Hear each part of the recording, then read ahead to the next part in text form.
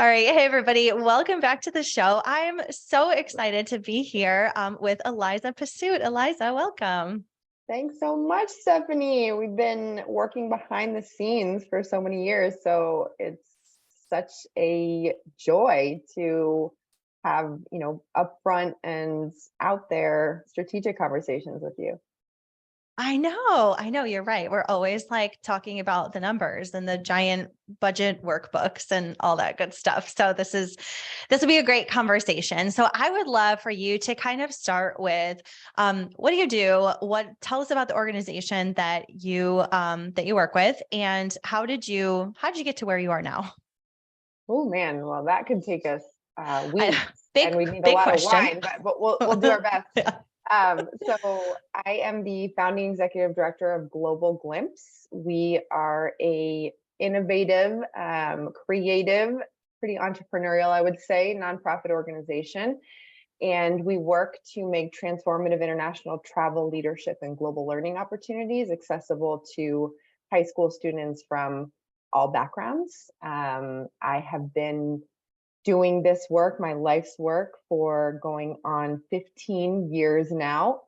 Literally feels like yesterday that I was building our first programs in Central America, and then our first high school partnerships, and then our first corporate partnerships, and a lot of firsts. And I think that's really the ethos of Global Glimpse. We make first opportunities possible for young people that set them on a path to greater perspective, agency, and opportunity, as well as responsibility for the role that they can play in their lives, in their communities, in their families, in this country, in our world, in creating ripples of change.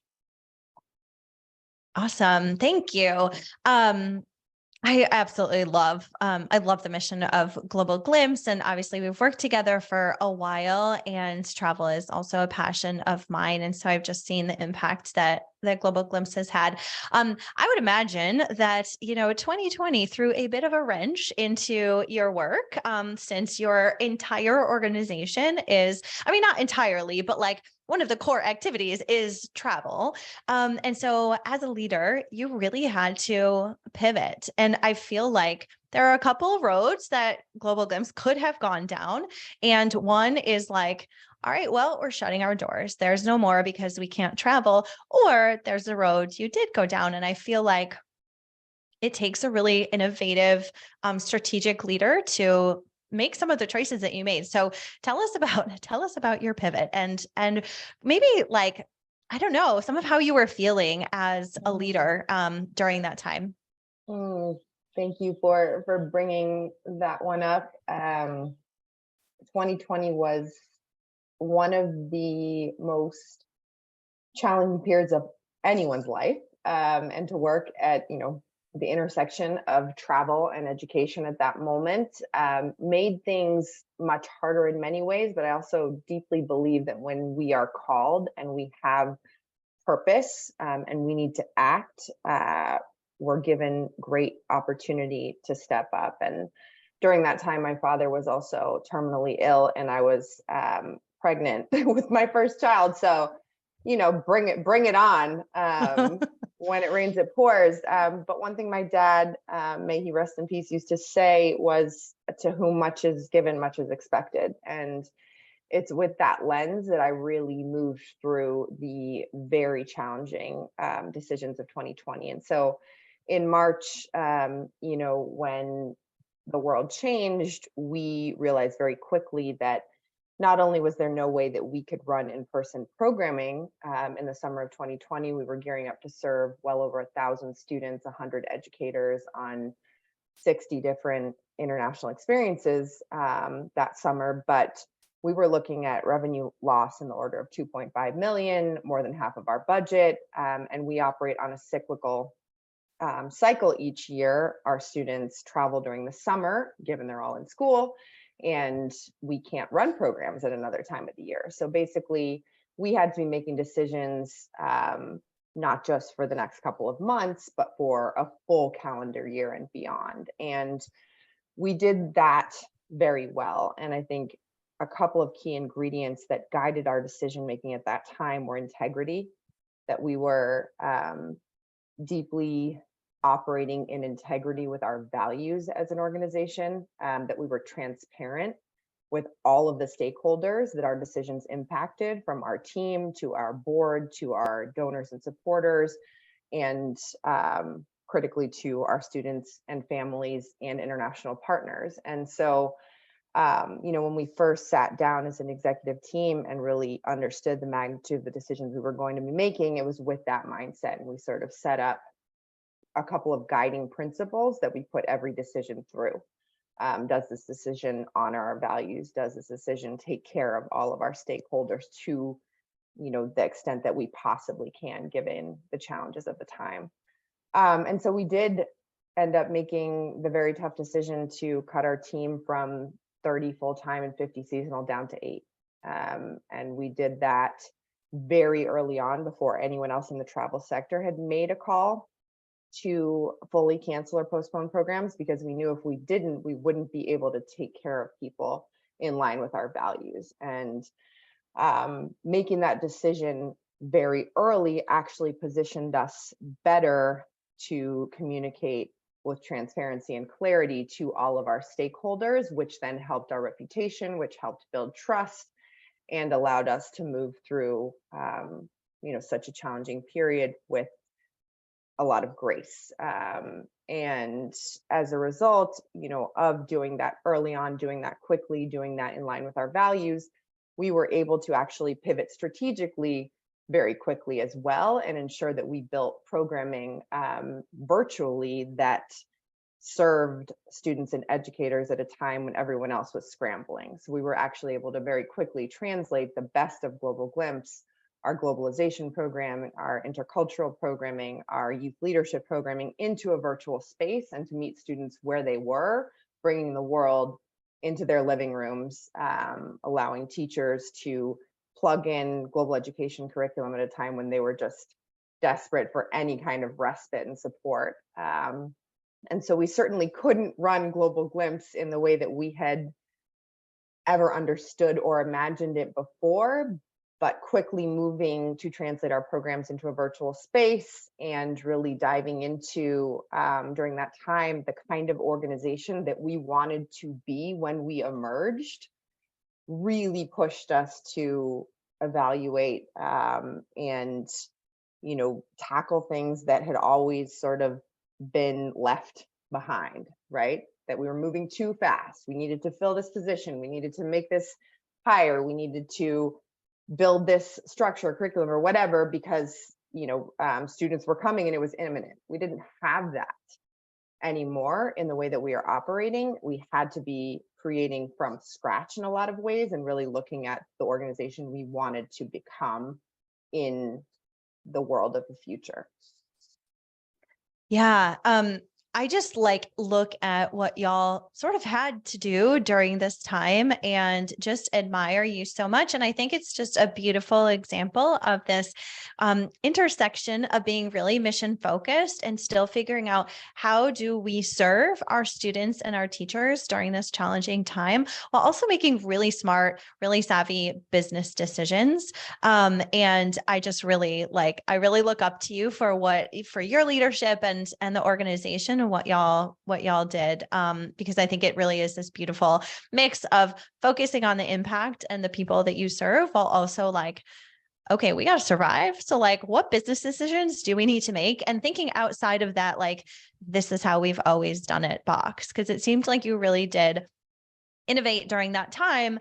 And yes, it was sort of forced initially, you had to do that. But again, I think there were a couple different paths you could have gone down. You didn't have to do that, right? There are paths that you could have gone down. So I really look up to you for what y'all did and the way that you innovated during that time. Another thing I wanted to talk about, because I think about Global Glimpse and the diversity of your revenue streams, because you don't have just it's not all individual giving or all foundation grants. You really have some diverse revenue sources, and you've built some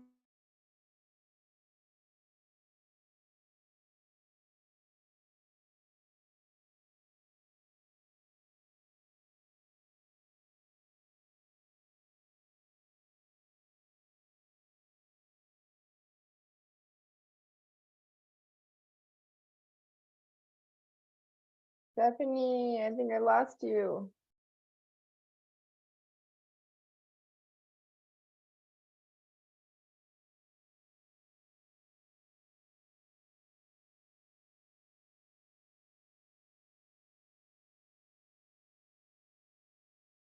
Hello.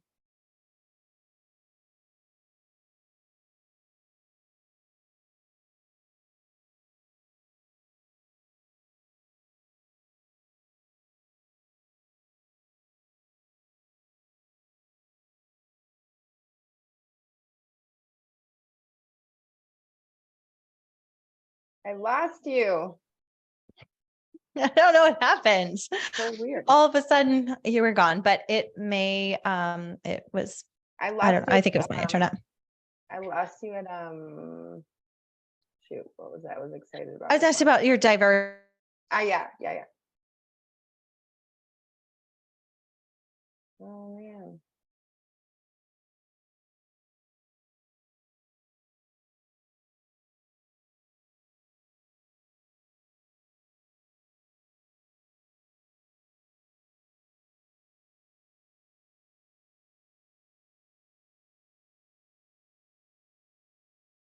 Oh my gosh. Okay. You there?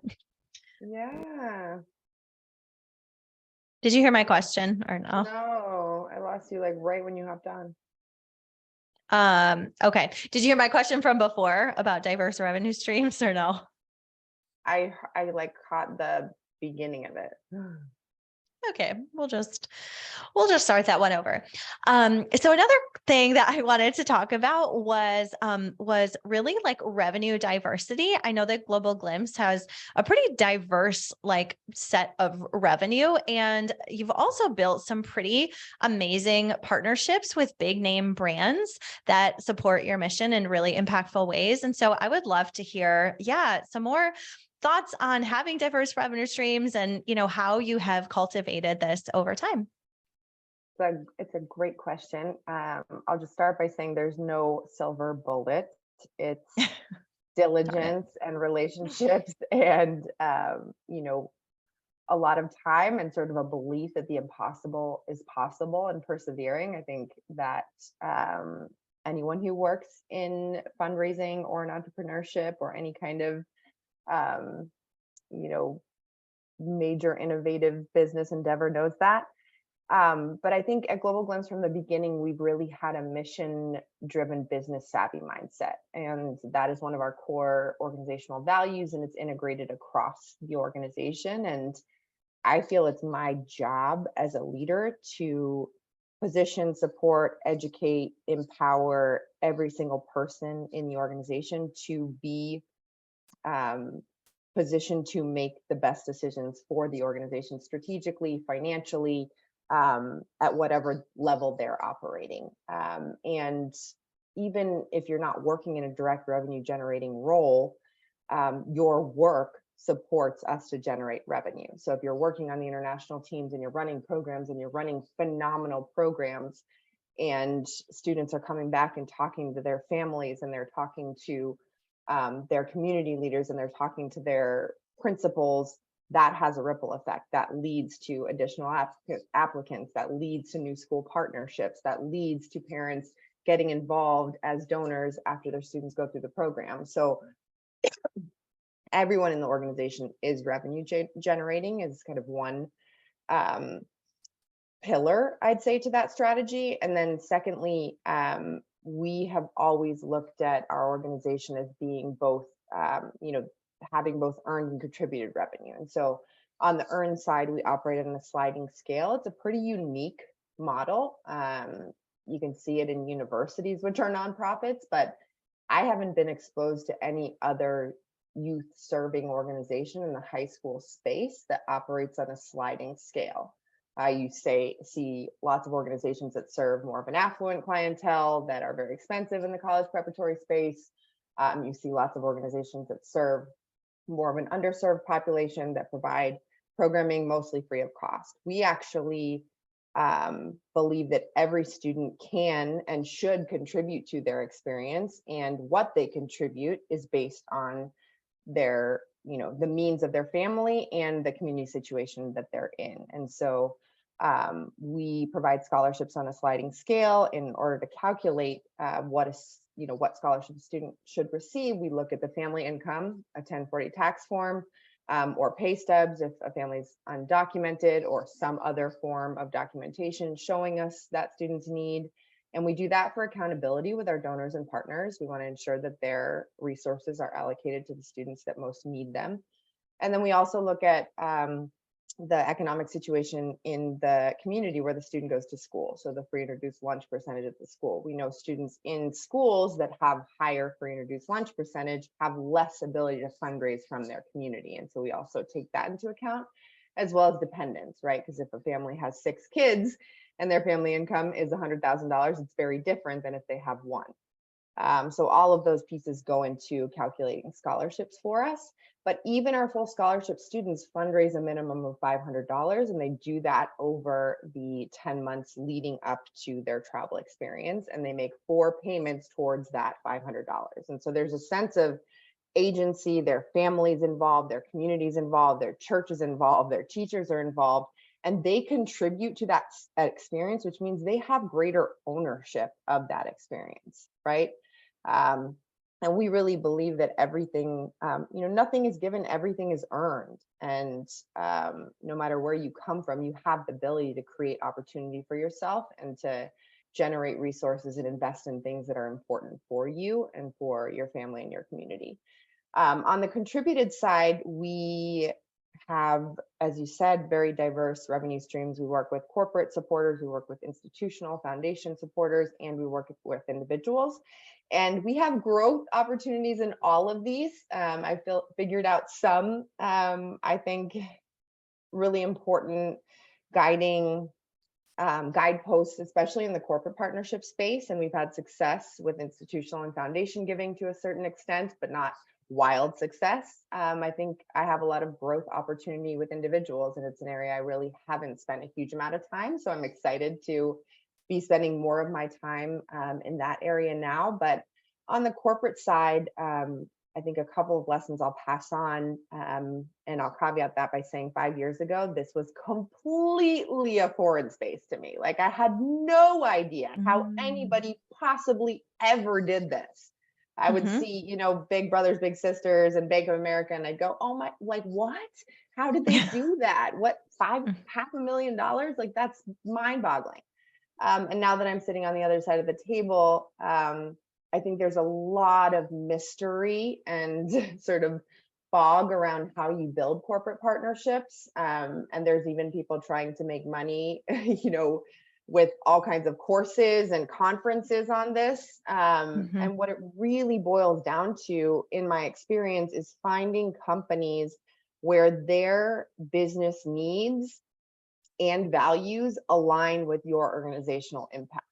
And so at Global Glimpse, we've been able to do that really effectively in the travel space, as well as with a couple of other companies. And so I'll give you the case study of United Airlines, for example. United has an in-kind product that doesn't cost them very much to provide, that has a tremendous impact on our budget. And as Stephanie knows, a very complex impact on our accounting, but we won't get into that.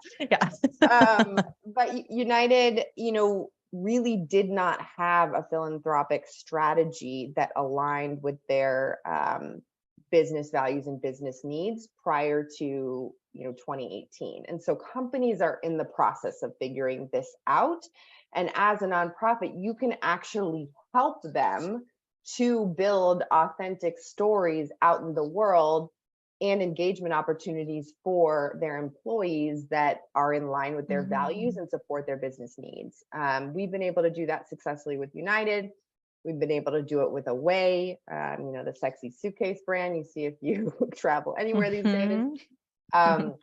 And we're now building partnerships with Trip Actions and a number of other companies that are big in the travel space. And I think, the way that I think about corporate partnerships really falls into 3 buckets. It's, what story do they want to tell in the world? And you need to ask questions to figure that out. You can't assume. Some companies are very public with their philanthropy. They want a bunch of PR. They want impact stories. They want flashy stuff.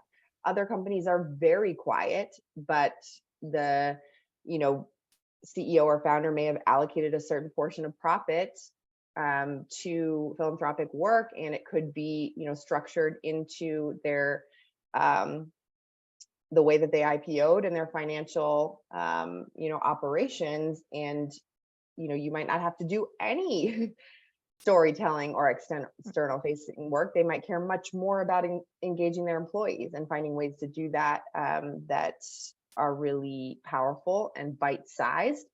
And then every company wants to see impact. They want to see that when they're contributing dollars, especially large sums of dollars, they're going directly to have an impact in the communities and the ways that they care about. And so, you know, I think structuring corporate partnerships in a way that really allows you to look into each of those areas and quantifies how much time it takes you to manage that and, you know, effectively steward that partnership. So we always build in your time when you make a proposal eventually.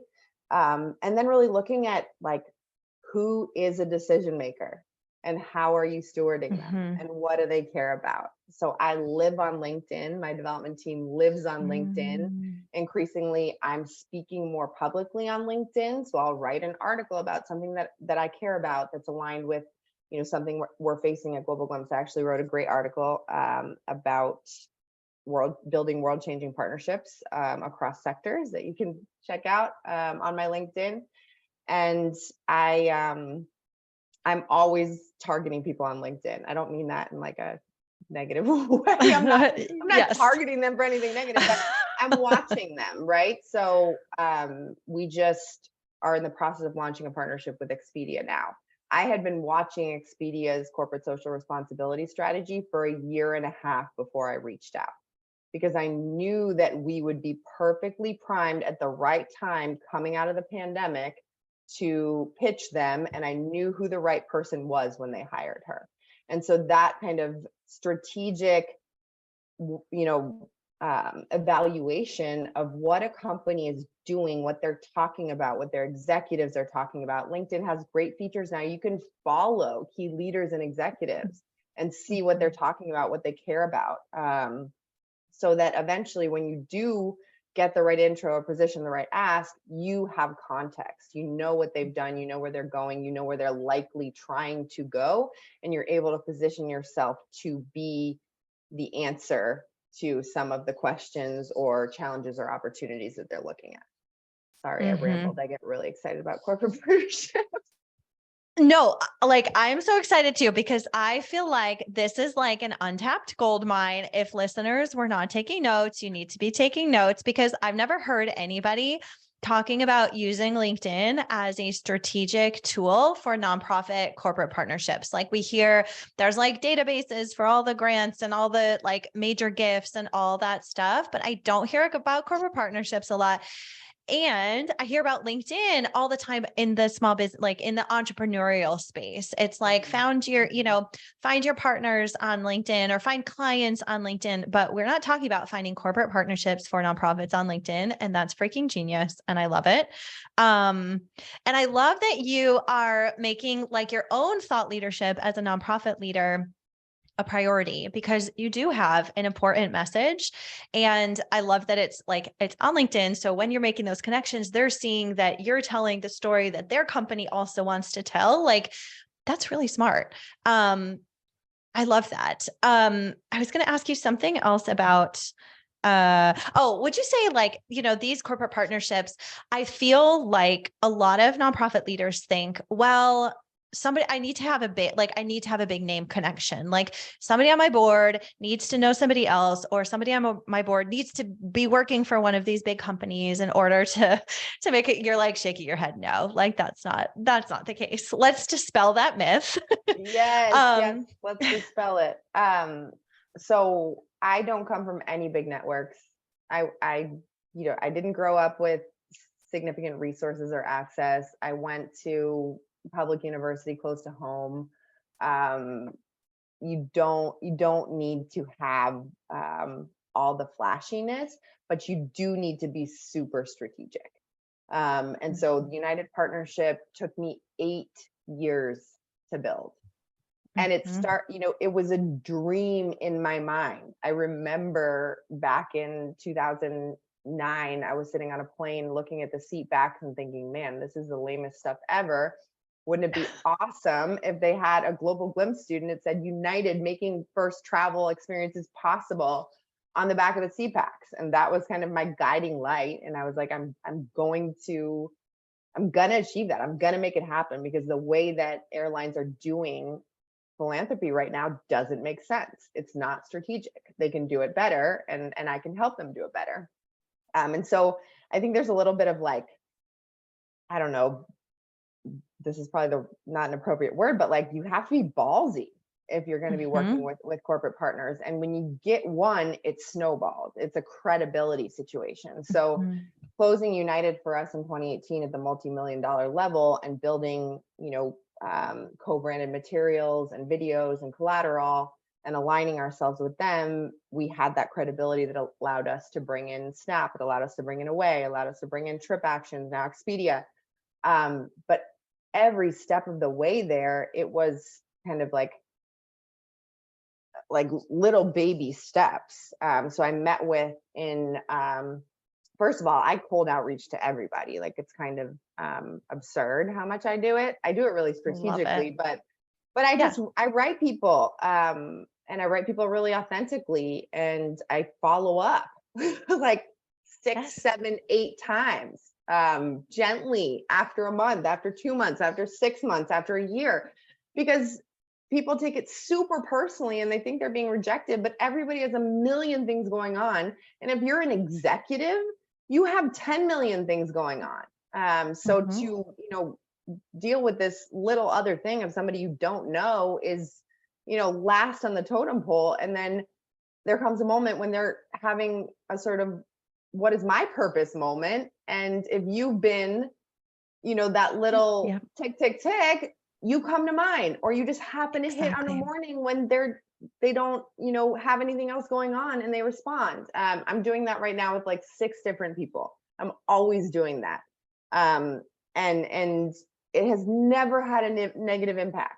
Like, if they never respond, horrible. Who cares? But eventually most people do respond in some capacity.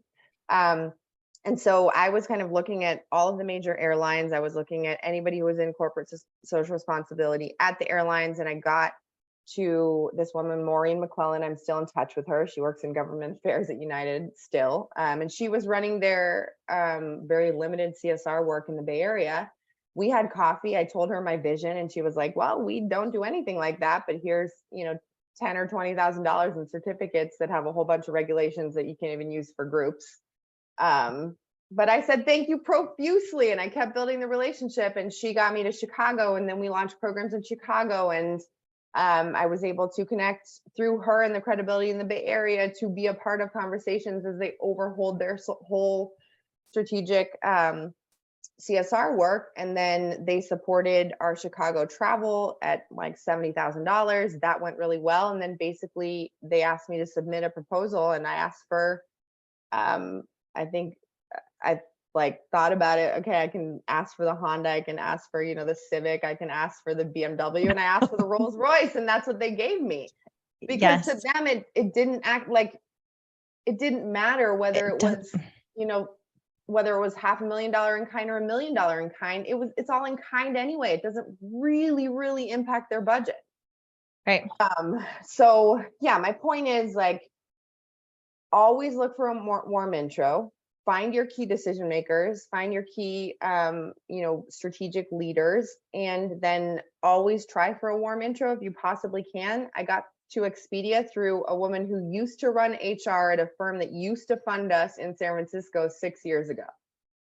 And I've just stayed in touch with her. I wrote her on LinkedIn. I said, hey, do you know this woman? She said, I went to business school with her. I haven't been in touch with her for years, but I always really loved her. I'd love to catch up with her. Let me see. Boom, intro happened. 3 months later, we had a major financial commitment. So that is like a very rare occurrence. But the point is, like, you don't have to have everything in order. And over time, you get better and better at how you structure it. But the key thing is like, do you offer something that is going to be of tremendous value to that Value. company? How, why, and then who is going to be in a position to actually make that decision? And I think this is Mhm. similar, right? In like the foundation world, it's similar. You can get a no from a foundation for years and years, and then you get into the right person, and boom, there's a major investment. So it's Mhm. that's kind of how the world works, and we can feel negative about it, or throw a fit that people don't respond to our emails. Um, but we only have the capacity so much. For so much, every individual only has that capacity, and so you have to really show them where you're going to add value for them, and you have to get to them in the right way at the right moment. Mhm. I'm like so obsessed with all of this because you know how you and I met? It was through a cold email that I sent you that Yes, was girl. very authentic, that Right? I was like, I love Global Glimpse. I want to support you. Here's how I can do that. Let's talk. And I was And like, sounds great. I have a challenge. exactly. That's how we first met. And that's how my entire business was built. And then, referrals and people think of you after that. And it kind of goes from there. But like my business was built on hundreds of cold emails, and you don't need hundreds of yeses. You need like one yes. And I really don't think I have heard of anyone talking about this strategy of sending strategic, targeted cold emails to prospects in the corporate space. I mean, I guess you're sort of sending maybe like a cold proposal to a foundation or something, but I love the idea of like using LinkedIn, see who's connected to who, sending the message. And it really is a long game. And I love that you Yep. have the like tenacity to play the long game. Because again, you don't need like 100 yeses. You need like one yes, because that'll turn into another and another. But it is such a long game. And I feel like it's very easy to give up when we're looking around us and we're seeing other organizations like get this big multi-million dollar grant or this big award. And it's like, well, how they do that? Like you said, it seems like there's a magic bullet, but there is no magic bullet, or maybe silver bullet, magic bullet. The magic bullet's the blender, right? Is it magic bullet or silver bullet? Okay, that bullet, there's no bullet to make things go faster. So I just love that you have had the tenacity to play the long game. And I love this. I just think about your bold vision of being on that United flight and thinking like Global Glimpse needs to be like in this material in the seat back pockets, plus the audacity and sort of the determination to go for the big ask and to play that long game. And look what it has done for your organization, like millions upon millions of dollars, meaning thousands upon thousands of students that have been able to have this transformative experience. And so that's just so inspiring to me. And I love it. And I think you gave some really good tips on if any other nonprofit leaders are listening, like this is doable. This is not something that just like happened overnight for you. This is a lot of work that went into it, but it's something that any leader can do. Absolutely. And I think it's transitioning the mindset away from like corporate sponsors to corporate Mm, partners. We're not looking for partners. corporate sponsorships. We're looking for long-term integrated sustainable partnerships where we add value for the company. And that means, you've got to have a team that can support that. So there is a certain size I think you need to be at to work with larger companies. But when we closed United, our budget was about 2 million, and Mhm. they committed $1 million a year. So, it can start small, but that sort of mindset around how you're looking to collaborate. And that's where you build relationships with the people that are working in that space at the company. And sometimes it's dedicated full-time staff, sometimes it's a couple, sometimes it's a whole department, sometimes it's the marketing team. But you're really understanding how you can best serve them. And so that means when they need you to quickly pull together a press release, you pull together a press release. When they need some Mhm. images, you pull images. When they need a story, when they want to showcase something to executives, you've got to operate. Again, this goes back to the mission-driven business savvy. You have to operate with a business forward mindset. And that's the culture that we have at Global Glimpse. And I think that's what sets us apart as a corporate partner, They know that Mhm. they can call on us and we will be super professional, super responsive, super thorough, and will bring a level of authenticity and integrity in the way that we engage our young people, which is so important. We're not, going to put our students on display in a way that isn't in line with our values. We're not going to tokenize our young people in any way. And so you've got to stand your ground in some ways as well. You have to really build values based partnerships. Otherwise, you're going to put yourself in a risky situation overall as an organization, or a situation where your program staff aren't aligned with your development staff, and then you have a whole other set of challenges. Yes, yes. Yeah, it's you almost need to sort of step up and operate like a corporation. So I think that goes back to, the mission-driven business savvy. I think that's just such a fantastic sort of mindset and combination, and something that I know kind of runs through all of Global Glimpse. And I love that. I want to go back to something that I wrote down that you said earlier, that everyone is revenue generating. I'm obsessed with this also because I think it goes along with the transparency that you're talking about. And I've often talked about this as well, like, especially when it comes to your numbers. When you're transparent about your numbers, there's a greater sense of ownership. And if people know, like, what is the budget? What are we all working towards? Then they can be a bigger part of that. So they're going to be more engaged, whether it's your board or your staff or whoever. But I would love to hear like how that sort of, how you sort of do that at Global Glimpse. What does transparency look like? Agency around your finances, and then sort of leading to that everyone is revenue generating mindset. I love that so much. Yeah, there's a whole lot here. So let me try to break it down into like bite-sized pieces.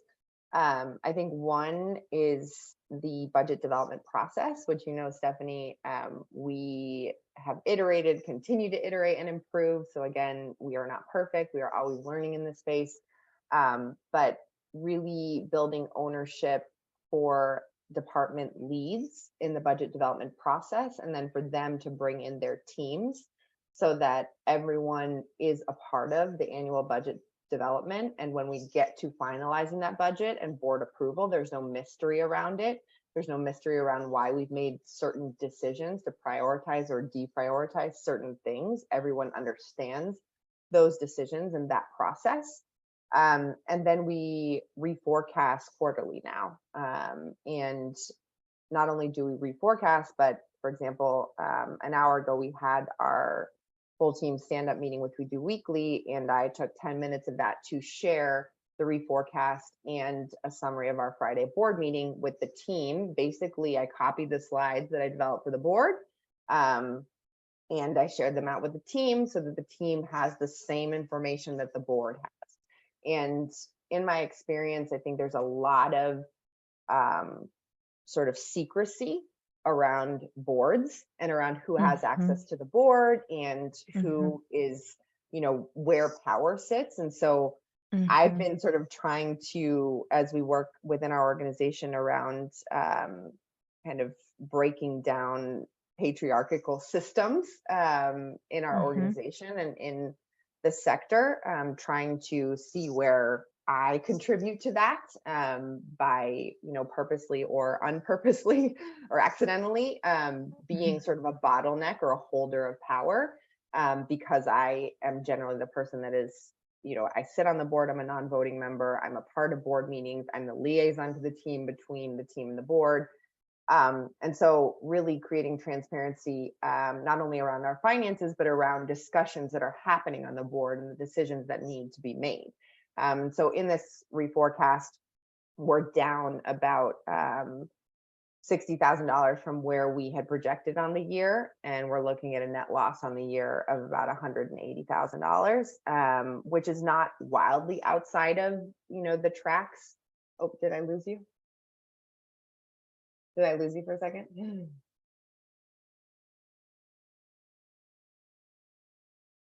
I think you're on mute. I think I lost you for a second.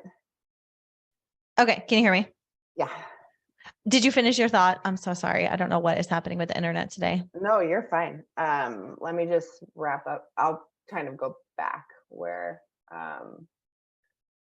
I think It likely kept recording you because we're on two different tracks on Zoom. cool. So it kept recording you. So if you if you finished your thought, you don't have to restart, or if there's more you want to say. I didn't quite finish it. I'll just, maybe I miss something here, but basically um, saying that there is, in transparency, there's building buy-in to the process so that when decisions need to be made, there's no surprises, right? And so that is an ongoing process. You don't get to build buy-in and then you're done. You build buy-in to the budget development, and then each time that you iterate on that or reforecast or have to make this different decisions, you're building buy-in, you're educating, you're providing exposure to that, so that your team is not surprised.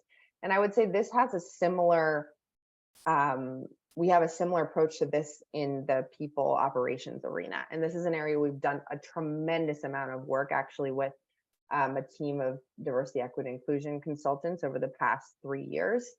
And it's really working to increase transparency around development pathways for each of our team members, as well as around compensation, performance evaluation, reviews, so that, again, ideally, there are no surprises. You know where you are, you know where you stand, you know why, and you know what you can do to get to the next level, whether it's a title change or a compensation increase. And ideally, you're training and supporting your managers to be having these conversations in an ongoing way. So when you get to evaluations, there are no surprises there. And when you get to annual conversations, there are no surprises on how the organization is doing, i.e., do we have the resources for significant increases? What is the market we're operating within? What kind of surplus or net loss are we looking at? And then where does each individual stand? And, overall, how are we benchmarking across the nonprofit sector and outside of the nonprofit sector? So I'm really proud of the work we've done in this area. I know there's a huge amount that we can continue to grow and learn and do in this area. But I have seen a huge transformation coming out of the pandemic in our organizational culture as a result of more intentional investment at every level around transparency. It's always been part of our values, but it's integrated at a much higher degree. And I will say that a big piece of this is having an FTE, a full-time team member who's fully dedicated to the people aspect. And we're actually transitioning her to own more of the budget development process. And so that's kind of an interesting piece, right? We don't have a CFO. We don't have a senior level financial team member. We have 100 degrees and they're a great partner in the work. And we have a fantastic financial operator who's growing in his ability. He's been with us 10 years. But having a more senior kind of people person who can really tie together the business and the people is super important. Yeah, I have, I love that how transparency is interwoven into like a number of different facets of Global Glimpse, between your financials and your HR and the board. I feel like I don't often see that. And I often think about and refer to your quarterly reforecasting and your budgeting process, because it is so transparent and so collaborative, and department heads are involved who then involve the teams underneath them.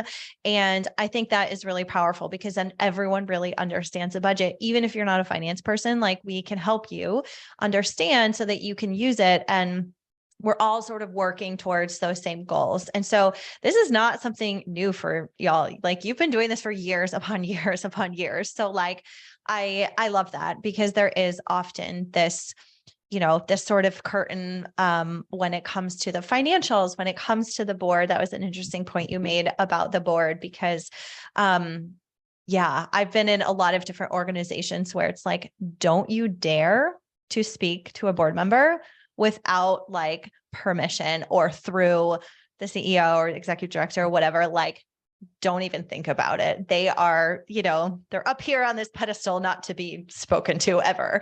So I love that the work that you're doing there. I think that's really, really important. I really appreciate this whole conversation. And before we wrap us up, I have one more question. What does a prosperous nonprofit look like to you? Hmm. Ooh, I'm sort of visualizing it. We do a lot of visualizing exercises. Um, a prosperous nonprofit is a wonderful place to work that does wonderful work, impactful work in communities in line with its mission. I think I feel Global Glimpse is a prosperous nonprofit at this moment, um, because we have the capacity, which is a privilege, to think about not just how are we doing things, but how can we do them better? How can we do them better for all of our stakeholders? And there have been many moments where I did not have the capacity to do that.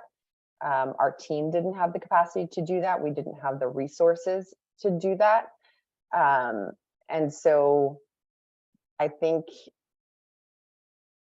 for whatever reason, the kind of image of the nonprofit sector is this hand to mouth, barely surviving martyr Yes. image. And it doesn't have to be that way. Yes. There are ways to set up, this work and this sector that don't destroy people, because destroyed people, unhealthy people make unhealthy decisions and create really, problematic and negative ripples, Mhm. you know, in so many ways. So I think a prosperous nonprofit has, the resources and